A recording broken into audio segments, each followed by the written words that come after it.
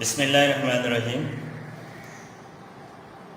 جماعت پریپ ششم کے عزیز طلبہ کرام، السلام علیکم ورحمۃ اللہ وبرکاتہ۔ بیٹا اقرا اردو عملی کتاب اس وقت آپ کے سامنے ہے۔ اقرا اردو عملی کتاب سامنے رکھیے۔ گزشتہ ویڈیو میں ہم نے سبق نقشہ اور اس کی مشق کی تکمیل کی تھی، لیکن ایک صفحہ قواعد کے متعلق دیا گیا تھا جو باقی رکھا گیا کیونکہ اس کے لیے کچھ تفصیل درکار تھی۔ آج ہم اسی صفحے سے کام کا آغاز کرتے ہیں، لہٰذا عملی کتاب صفحہ نمبر 60 سامنے رکھیے۔ شاباش۔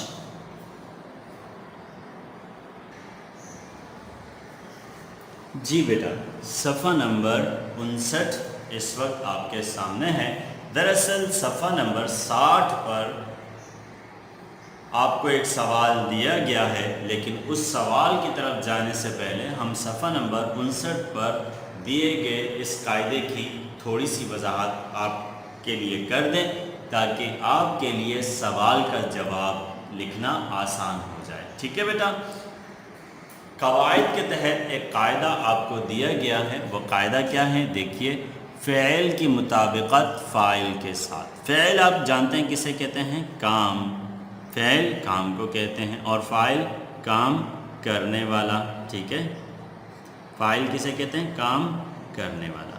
یعنی فعل اور فاعل، کام اور کام کرنے والا، دونوں جملے میں ہمیشہ ایک جیسے ہوتے ہیں۔ ٹھیک ہے؟ یعنی کہ یکساں ہوتے ہیں۔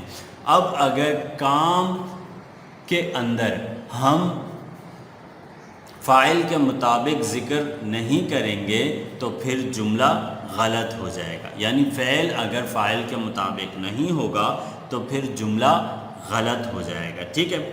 دیکھیے قاعدہ، اردو زبان میں جملے میں فاعل سب سے پہلے اور فعل سب سے آخر میں آتا ہے۔ مثال کے طور پر سلیم اسکول آیا۔ سلیم اسکول آیا۔ اب دیکھیے، سلیم فاعل ہے، وہ پہلے آیا ہے، اور آیا فعل ہے، وہ آخر میں آیا ہے۔ ٹھیک ہے؟ سلیم اسکول آیا۔ ٹھیک ہے؟ فاعل پہلے اور فعل بعد میں۔ ٹھیک ہے؟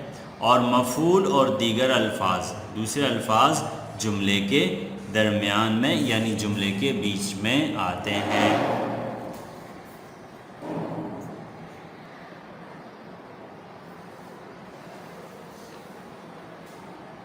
اب آگے بڑھتے ہیں بیٹا۔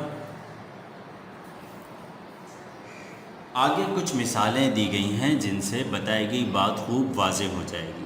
قواعد کی روح سے اگر فاعل بدلتا ہے تو فعل کی صورت بھی بدل جاتی ہے۔ میں نے آپ کو بتایا کہ فاعل پہلے آتا ہے اور فعل بعد میں آتا ہے۔ کام کرنے والے کا ذکر پہلے ہوتا ہے اور کام کا ذکر بعد میں ہوتا ہے۔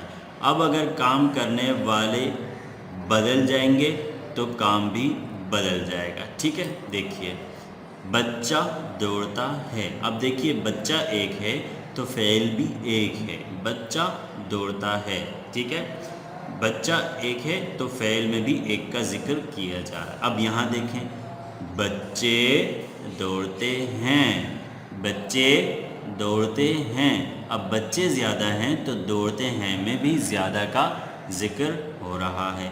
آگے بڑھیے، تیسرا جملہ دیکھیے، یہ ان دونوں سے مختلف ہے۔ بچی دوڑتی ہے۔ بچی دوڑتی ہے۔ اب دیکھیے، بچی مؤنث ہے، لڑکی ہے تو فعل بھی مؤنث ہے۔ ٹھیک ہے؟ بچیاں دوڑتی ہیں۔ اب بچیاں زیادہ ہیں تو دوڑتی ہیں فعل میں بھی زیادہ کا ذکر ہو رہا ہے۔ میں، اب دیکھیے، میں ایک ہوں، میں نے سیب کھایا تو فعل بھی ایک ہے۔ طلباء اور طالبات پڑھ رہی تھیں۔ طلباء اور طالبات پڑھ رہی تھیں۔ ٹھیک ہے؟ اب دیکھیے، یہاں پر فاعل کام کرنے والیاں زیادہ ہیں تو فعل بھی زیادہ ہیں۔ ٹھیک ہے بیٹا، اس طرز پر آپ ہمیشہ جملے بنایا کریں گے۔ امید ہے کہ آپ بات کو اچھی طرح سمجھ چکے ہوں گے۔ میں نے فی الحال آپ کو خلاصے کے انداز میں بتایا ہے، یہی بات آپ کو اگلے کام سے خوب اچھی طرح سمجھ آ جائے گی۔ صفحہ نمبر 60 دیکھیے بیٹا، صفحہ نمبر 60 پر ایک کام دیا گیا ہے، اگر آپ بتائے گئے طریقے کے مطابق اس کو لکھیں گے تو آپ پر بات خوب اچھی طرح واضح ہو جائے گی۔ جی بیٹا دیکھیے صفحہ نمبر 60، پہلا جملہ دیکھیے، بلیاں ڈیش رہی تھیں، ٹھیک ہے، بلیاں ڈیش تھیں۔ اب یہاں دیکھیے دوسرے کالم میں لفظ دیا گیا ہے لڑنا، لفظ کیا ہے؟ لڑنا۔ اب آپ نے لفظ لڑنے کو بلیاں اور تھیں کے مطابق استعمال کرنا ہے، تو درست جملہ کیا بنے گا؟ بلیاں لڑ رہی تھیں، بلیاں لڑ رہی تھیں۔ اسی طرح اگلا جملہ دیکھیں، ہم اپنے ملک کو مضبوط ڈیش گے، یہاں لفظ کیا ہے؟ بنانا۔ ہم نے بنانا لفظ کا استعمال اس طرح کرنا ہے کہ جملہ درست ہو جائے۔ میں نے آپ کے لیے یہاں تحریر کر دیا ہے، ٹھیک ہے، لیکن باقی جملے میں آپ کو نہیں دکھاؤں گا، یہ آپ خود سے سوچ کر تحریر کریں گے، ٹھیک ہے۔ اس طرز پر آپ نے دیے گئے مصدر سے لفظ بنا کر جملے مکمل کرنے ہیں، وہ بھی فعل اور فاعل میں مطابقت، یعنی دونوں ایک جیسے ہونے چاہیے، ٹھیک ہے۔ اس طرح صفحہ نمبر 60 پورا ہوا۔ اب ہم صفحہ نمبر 62 کی جانب بڑھتے ہیں۔ صفحہ نمبر 61 پر دیا گیا قاعدہ بھی آپ انشاءاللہ خود پڑھ لیں گے، ٹھیک ہے۔ صفحہ نمبر 62 دیکھیں۔ جی بیٹا صفحہ نمبر 62 اب آپ کی نگاہوں کے سامنے ہے۔ صفحہ نمبر 62 پر جو سبق ہم نے ہماری دنیا کا پہلا حصہ پڑھا تھا، اس کے سوالات دیے گئے ہیں، ان کے جوابات تحریر کرنے ہیں۔ اگر آپ غور کریں گے تو آپ جو کتاب اس وقت دیکھ رہے ہیں آپ کے سامنے موجود ہوگی، اس میں 4 سوالات ہوں گے۔ پہلا سوال ہے زمین کی شکل کیسی ہے؟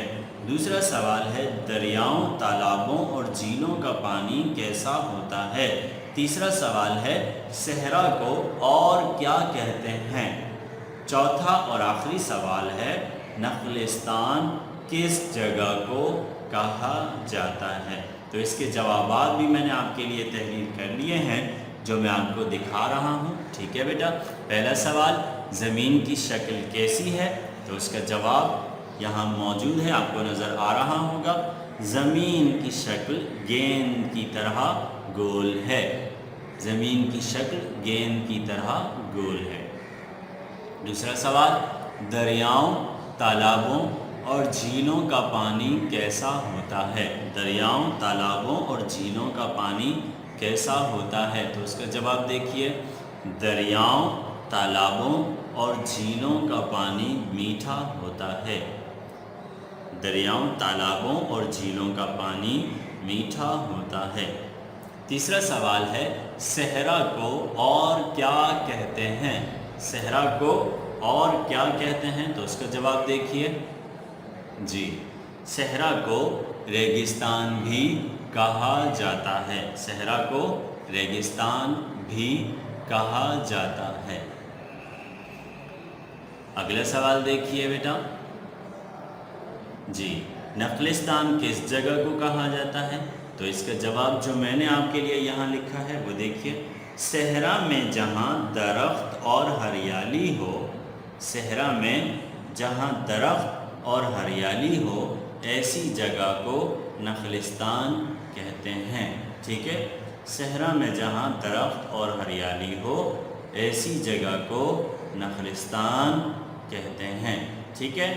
اس طرح بیٹا آپ نے ان سوالوں کے جوابات ویڈیو سے ہی دیکھ کر لکھنے ہیں، ٹھیک ہے۔ صفحہ نمبر 63 کی جانب بڑھتے ہیں۔ صفحہ نمبر 63 پر آپ کو خالی جگہیں دی گئی ہیں جو آپ نے تحریر کرنی ہیں، ٹھیک ہے۔ آئیے صفحہ نمبر 63، جی بیٹا صفحہ نمبر 63 سوال نمبر 2، خالی جگہیں پر کیجیے۔